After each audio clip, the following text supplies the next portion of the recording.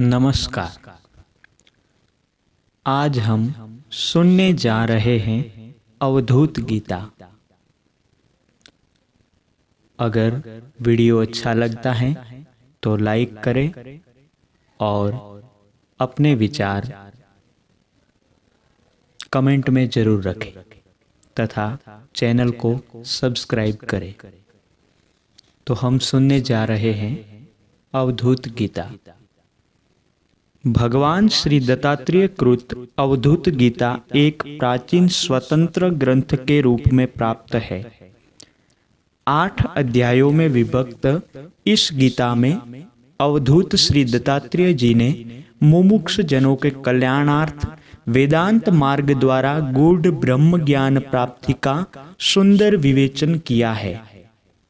इसमें आत्मा का निरूपण, निर्द्वंद भाव कथन, जीव ब्रह्म की एकता, प्रणव का स्वरूप, वेदांत के महावाक्यों पर विचार, ब्रह्म की सर्वव्यापकता, मन की लोलुपता से निवृत्ति का उपाय, विषय भोग की निंदा एवं उसके त्याग का उपाय इत्यादि अनेक परम उपयोगी उपदेश गुम्फित है।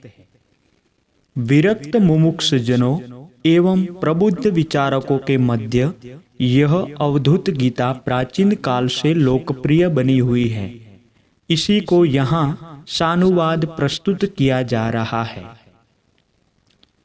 तो इस वीडियो के दौरान हम पहला अध्याय सुनते हैं। पहला अध्याय आत्म तत्व एवं ब्रह्म तत्व का निरूपण, उनका ऐक्य तथा अनुभूति। अवधूत दत्तात्रेय जी बोले, ईश्वर की कृपा से ही श्रेष्ठ पुरुषों को जन्म मरण रूपी महान भय से रक्षा करने वाली अद्वैत वासना उत्पन्न होती है। जिस आत्मा के द्वारा निश्चय ही अपने में ये संपूर्ण जगत परिव्याप्त हो रहा है, उस निराकार आत्म तत्व की वंदना मैं किस प्रकार करूं, क्योंकि वह जीव से अभिन्न कल्याण स्वरूप तथा अविनाशी है। 5 भूत अर्थात पृथ्वी, जल, अग्नि, वायु एवं आकाश से निर्मित यह जगत मृग तृष्णा के जल के समान अर्थात मिथ्या है। माया मल से रहित मैं एक हूं, तो फिर किसको नमस्कार करूं। संपूर्ण ब्रह्मांड में सब कुछ एकमात्र आत्मा ही है। इसमें भेद तथा अभेद दोनों ही नहीं है। यह है अथवा नहीं है, यह मैं कैसे कहूं। मुझे विस्मय प्रतीत हो रहा है। वेदांत का सार तथा ज्ञान विज्ञान इतना ही है कि मैं स्वभाव से ही सर्वव्यापी निराकार आत्मा अर्थात ब्रह्म तत्व हूँ। जो सर्वरूप परमात्मा है, वे निश्चय ही अखंड आकाश तुल्य स्वभाव से निर्मल तथा शुद्ध है। मैं वही चेतन ब्रह्म हूँ, इसमें संदेह नहीं है।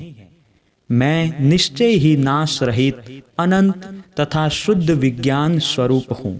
मैं नहीं जानता कि यह सुख दुख किसको भी किस प्रकार हो सकता है। कोई भी मानसिक कर्म मेरे लिए शुभ अथवा अशुभ नहीं है। कायिक कर्म मेरे लिए शुभ अथवा अशुभ नहीं है और वाचिक कर्म मेरे लिए शुभ अथवा अशुभ नहीं है। मैं तो ज्ञानामृत शुद्ध तथा इंद्रियातीत हूँ। मन आकाश के आकार वाला है। मन की गति सभी और है। मन सबसे परे है और मन ही सब कुछ है, किंतु परमार्थ की दृष्टि से मन कुछ भी नहीं है। मैं एक हूँ और यह दृश्यमान स्वरूप भी मैं ही हूँ। मैं आकाश से भी अतीत हूँ तथा असीम हूँ। मैं इस आत्मा को प्रत्यक्ष अथवा अप्रत्यक्ष किस प्रकार देखूं? वस्तुतः तुम एक ही हो, ऐसा क्यों नहीं समझते? संपूर्ण शरीरों में तुम आत्मरूप से एक समान व्याप्त हो। तुम शाश्वत तथा अव्यक्त हो। हे प्रभु, तुम सर्वदा प्रकाशमान हो और भेद रहित हो। निरंतर प्रकाशमान होने के कारण तुम उदयास्त रूप दिन तथा रात को किस प्रकार मान सकते हो? हे वत्स, आत्मा स्वयं को सर्वदा सर्वत्र एक तथा अनंत जानो। मैं ध्यान करने वाला हूँ तथा अन्य कोई ध्यान का विषय है। यदि तुम ऐसा कहते हो तो फिर उस भेद रहित आत्मा को भेद युक्त कैसे किया जा सकता है? हे शिष्य, वास्तव में तुम न तो उत्पन्न होते हो और न मरते ही हो, न तो ये देह ही कभी तुम्हारा है। संपूर्ण जगत ब्रह्म ही है, ऐसा प्रसिद्ध है और श्रुति भी अनेक प्रकार से ऐसा ही कहती है। हे शिष्य, संपूर्ण प्राणियों के बाहर तथा भीतर रहने वाला कल्याण स्वरूप सर्वत्र सभी कालों में विद्यमान जो चेतन तत्व है वह तुम ही हो। अतः उसकी प्राप्ति के लिए भ्रमित होकर तुम व्यर्थ ही पिशाच की भांति इधर उधर क्यों दौड़ते हो? संयोग तथा वियोग न तुम्हारे में है और न तो मुझ में ही है। वस्तुतः न तुम हो न मैं हूँ और न तो ये जगत ही है, केवल आत्मा ही सब कुछ है। शब्द आदि अर्थात शब्द, स्पर्श, रूप, रस, गंध 5 विषयों के साथ तुम्हारा संबंध नहीं है और तुम्हारे साथ इनका भी संबंध नहीं है। तुम ही परम तत्व हो, अतः तुम क्यों संतप्त होते हो? जन्म, मृत्यु, बंधन, मोक्ष और शुभ अशुभ ये तुम्हारे नहीं है, ये चित्त के धर्म है। हे वत्स, तुम क्यों रोते हो? ये नाम तथा रूप तुम्हारे भी नहीं है और मेरे भी नहीं है। हे चित्त, तुम भ्रमित होकर पिशाच की भांति क्यों दौड़ रहे हो? तुम आत्मा को भेद रहित देखो और राग का त्याग करके सुखी हो जाओ। तुम वास्तव में विकारहीन, निश्चल तथा मोक्ष स्वरूप परम तत्व हो। तुम्हें राग अथवा विराग भी नहीं है, तब तुम विषय भोगों की कामना से संतप्त क्यों होते हो? सभी श्रुतियां परम तत्व को निर्गुण, शुद्ध, नाश रहित, शरीर रहित और सब में समरूप कहती है।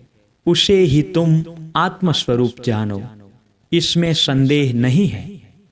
साकार पदार्थों को मिथ्या जानो और निराकार को शाश्वत समझो। इस तत्व उपदेश को धारण करने से इस संसार में पुनर्जन्म नहीं होता है। द्विज जन एक ही आत्म तत्व को समरूप कहते हैं। राग का त्याग कर देने से पुनः चित्त में द्वैत अद्वैत का प्रपंच नहीं रहता है। अनात्म स्वरूप को समाधि कैसे हो सकती है और आत्म स्वरूप को भी समाधि का क्या प्रयोजन है? आत्मा है अथवा आत्मा नहीं है, इन दोनों ही स्थिति में समाधि संभव नहीं है। यदि सभी मोक्ष स्वरूप और एक है तो समाधि की क्या आवश्यकता है? हे शिष्य, तुम विशुद्ध, समरस, देह रहित, जन्म रहित तथा अव्यय आत्म तत्व हो। इस लोक में मैं आत्मा को जानता हूँ अथवा नहीं जानता हूँ, ऐसा तुम क्यों मानते हो? तत्वमसि आदि वचनों के द्वारा अपनी आत्मा का ही प्रतिपादन किया गया है और श्रुति भी जो नेति नेति का उद्घोष करती है उसका तात्पर्य यही है कि यह 5 भौतिक जगत मिथ्या है। तुम्हारे द्वारा सब कुछ आत्मा में निरंतर आत्मा से ही पूर्ण हो रहा है। ध्यान करने वाले तथा ध्यान की तुम्हें आवश्यकता ही नहीं है, तो फिर यह लज्जा रहित चित्त ध्यान कैसे करता है? मैं कल्याण स्वरूप ब्रह्म को नहीं जानता हूँ, तो उसका वर्णन कैसे कर सकता हूँ? मैं उसे नहीं जानता हूँ, तो उसका भजन कैसे कर सकता हूँ? मैं ही कल्याण स्वरूप, परमार्थ स्वरूप, सम स्वरूप और आकाश तुल्य ब्रह्म हूँ, तो भजन आदि की क्या आवश्यकता है? मैं महत आदि तत्व नहीं हूँ और साम्यावस्था रूप प्रकृति तत्व भी नहीं हूँ। मैं कल्पना तथा हेतु से रहित हूँ और ग्राह्य ग्राहक भाव से निर्मुक्त हूँ। ऐसी स्थिति में स्वसंवेदता भी कैसे संभव है? कोई भी वस्तु अनंत रूप नहीं है और कोई भी वस्तु तत्व स्वरूप नहीं है। वस्तुतः आत्मा ही एक रूप परम तत्व के रूप में अधिष्ठित है। अद्वैत भाव की स्थिति में न कोई हिंसक है और न अहिंसा की भावना रहती है। तुम विशुद्ध हो, देह रहित, जन्म रहित, अव्यय तथा समरस तत्व हो। आत्मा के विषय में तुम्हें भ्रांति क्यों है? तुम कैसे कह सकते हो कि मैं भ्रांति युक्त हूँ? घट के नष्ट हो जाने पर घटाकाश अर्थात घट के भीतर का आकाश महाकाश में पूरी तरह विलीन हो जाता है और भेद रहित हो जाता है। परम तत्व में शुद्ध मन के द्वारा किसी भेद की प्रतीति नहीं होती है। उस चेतन ब्रह्म में उपाधि रूप घट नहीं है, घटाकाश भी नहीं है। अंतःकरण रूपी उपाधि के अभाव से जीव भी नहीं है और जीव का विग्रह भी नहीं है। अतः ये ज्ञाता के भेद से रहित एकमात्र उस पर ब्रह्म को भली भांति जानो। आत्मा को सर्वत्र सभी कालों में विद्यमान, सर्वरूप, सतत तथा शाश्वत जानो। सभी शून्य तथा अशून्य पदार्थों को निसंदेह आत्मस्वरूप समझो। वस्तुतः न वेद है, न लोक है, न देवता है, न यज्ञ है, न वर्ण है तथा न आश्रम है, न कुल है, न जाति है, न धूम मार्ग अर्थात दक्षिणायन है और न दीप्ति मार्ग अर्थात उत्तरायण है। एकमात्र ब्रह्म ही परमार्थ तत्व है। यदि तुम व्याप्त तथा व्याप्त भाव से रहित एक रूप से अपने को जानने में सफल हो तो तुम आत्मा को प्रत्यक्ष ही परोक्ष कैसे मानते हो? कुछ लोग अद्वैत की इच्छा करते हैं और कुछ अन्य लोग द्वैत की इच्छा करते हैं। वे सभी लोग द्वैताद्वैत से रहित सम तत्व को नहीं जानते हैं। पर ब्रह्म श्वेत आदि वर्णों से रहित, शब्द आदि गुणों से रहित और मन तथा वाणी से परे हैं। तब लोग उस पर ब्रह्म का वर्णन कैसे करते हैं? जब कोई इस संपूर्ण जगत प्रपंच को मिथ्या तथा शरीर आदि को आकाश तुल्य अर्थात माया मात्र जान लेता है, तभी वह ब्रह्म को सम्यक रूप से जानता है। इस अवस्था में उसे द्वैत भावना नहीं रहेगी। पर ब्रह्म के साथ अनादि आत्मा मुझे भेद रहित प्रतीत होता है। वह गगनाकार व्यापक और एक रूप है। इसमें ध्याता और ध्यान का व्यवहार कैसे हो सकता है? मैं जो कुछ करता हूँ, जो कुछ खाता हूँ, जो कुछ हवन करता हूँ और जो कुछ देता हूँ, यह सब कुछ भी नहीं है, क्योंकि मैं शुद्ध जन्म रहित तथा अव्यय हूँ। तुम संपूर्ण जगत को आकार रहित जानो, समस्त जगत को विकार रहित जानो, समग्र जगत को ब्रह्म का विग्रह जानो और संपूर्ण जगत को एकमात्र कल्याण स्वरूप जानो। तुम वही परम तत्व हो, इसमें संदेह नहीं है। तब तुम यह क्यों सोचते हो कि मैं आत्मा को जानता हूँ अथवा नहीं जानता हूँ? जो आत्मा किसी से भी न जानने योग्य है, उसे अपने से जानने योग्य कैसे मानते हो? हे तात, अंधकार तथा प्रकाश एक साथ विद्यमान नहीं रह सकते। अतः ब्रह्म में माया तथा अमाया कैसे साथ रह सकती है? यह संपूर्ण दृश्यमान जगत आकाश रूप है। माया मल से रहित वह पर ब्रह्म तुम ही हो। मैं आदि मध्य और अंत से रहित हूँ। मैं कभी भी बद्ध नहीं हूँ। मैं स्वभाव से निर्मल और शुद्ध हूँ। ऐसी मेरी निश्चित बुद्धि है। महत आदि तत्वों से बना ये संपूर्ण जगत मुझको कुछ भी भाषित नहीं होता है। यह सब केवल ब्रह्म ही है। वर्ण तथा आश्रमों की पृथक स्थिति कैसे सिद्ध हो सकती है? मैं अपने को हर प्रकार से एक शाश्वत, निरालंब तथा पूर्ण जानता हूँ। आकाश आदि 5 भूत शून्य अर्थात अवास्तविक है। आत्मा न पुरुष है, न स्त्री है और न तो नपुंसक है। ये ज्ञान तथा कल्पना भी नहीं है। तुम आत्मा को आनंद युक्त अथवा आनंद रहित भी कैसे मानते हो? षडंग योग से भी आत्मा शुद्ध नहीं होता, मन का नाश होने से भी यह शुद्ध नहीं होता और गुरु के उपदेश से भी यह शुद्ध नहीं होता। आत्मा तो परम तत्व है और स्वयं शुद्ध ही है। आत्मा 5 भूतों से निर्मित देह नहीं है और यह देह रहित भी नहीं है। वस्तुतः संपूर्ण जगत प्रपंच आत्मा ही है। आत्मा से भिन्न कुछ नहीं है। तब 3 अवस्थाएं जागृत, स्वप्न, सुषुप्ति तथा तुरीय अवस्था ये कैसे हो सकती है? मैं आत्मा बद्ध नहीं हूँ, मैं मुक्त भी नहीं हूँ और ब्रह्म से पृथक नहीं हूँ। मैं न तो करता हूँ न भोगता हूँ, मैं तो व्याप्त तथा व्याप्त भाव से रहित हूँ। जिस प्रकार जल में डाला गया जल समरूप अर्थात जल के रूप में हो जाता है, उसी प्रकार प्रकृति तथा पुरुष भी मुझे अभिन्न रूप ही प्रतीत होते हैं। यदि ऐसी बात है कि तुम मुक्त नहीं हो तो तुम कभी बद्ध भी नहीं हो। फिर तुम आत्मा को साकार अथवा निराकार किस प्रकार मानते हो? मैं तुम्हारे परम रूप को जानता हूँ, जो प्रत्यक्ष तथा आकाश तुल्य व्यापक है।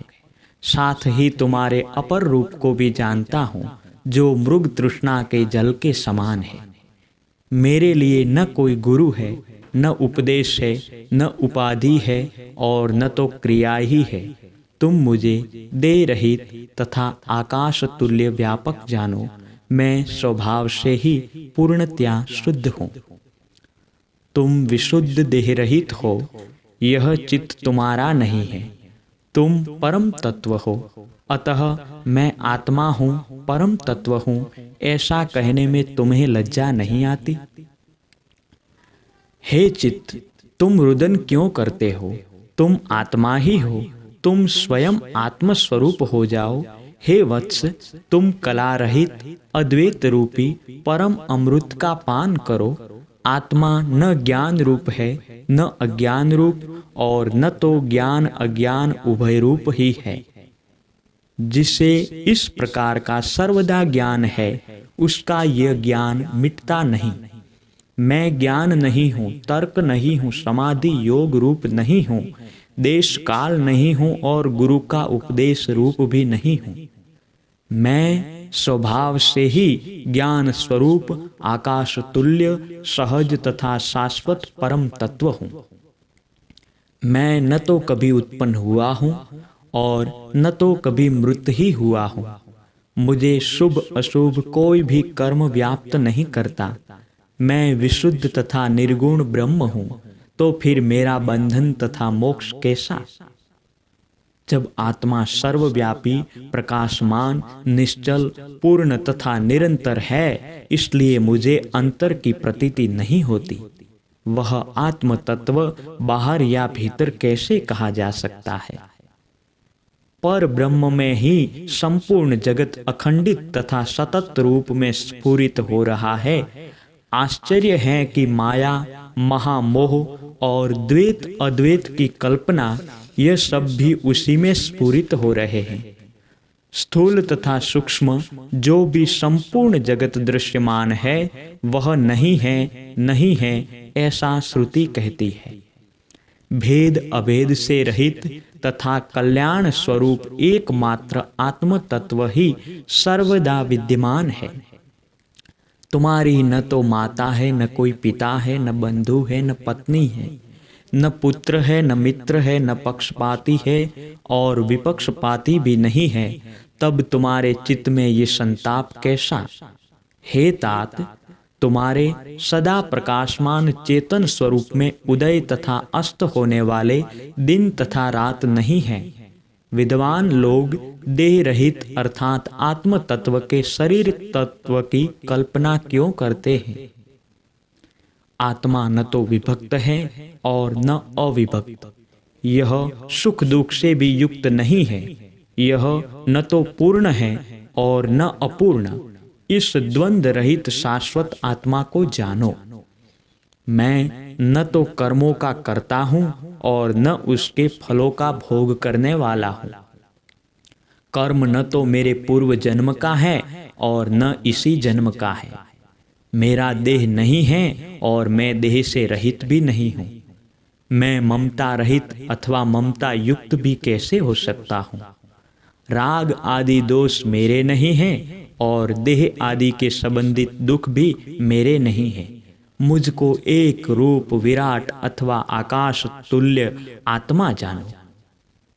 हे मित्र मन, अधिक कहने से क्या प्रयोजन है। तुम्हें इस सब पर मनन करना चाहिए। जो सारभूत है उसे मैंने तुमको बता दिया कि तुम वास्तव में परम तत्व हो और आकाश तुल्य व्यापक हो। योगी जन जिस किसी भी भाव से तथा जहाँ कहीं भी मृत्यु को प्राप्त होने पर उसी पर ब्रह्म में वैसे ही विलीन हो जाते हैं जैसे घट के टूट जाने पर घटाकाश महाकाश में विलीन हो जाता है। तीर्थ में अथवा चांडाल के घर में अचेतावस्था में भी देह का त्याग करता हुआ योगी तत्क्षण मुक्त होकर व्यापक ब्रह्म स्वरूप हो जाता है। योगी जन धर्म अर्थ काम तथा मोक्ष को तथा द्विपद आदि जंगम प्राणियों और वृक्ष पर्वत आदि स्थावर पदार्थों को मृग तृष्णा के जल के समान मिथ्या जानते हैं।